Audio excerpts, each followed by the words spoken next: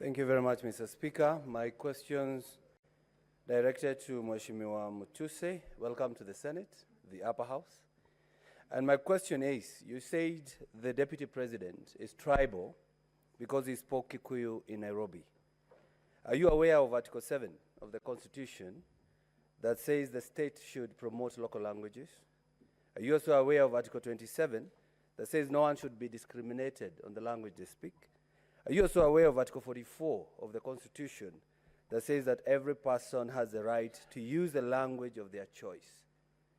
But again, would you make the same complaint if we spoke in sign language?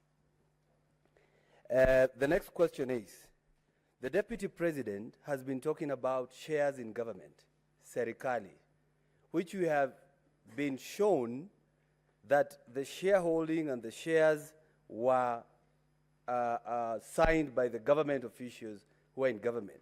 He never talked about the nation, which is Taifa, shareholding of the country. So I would want you to tell me whether you know the difference between the two.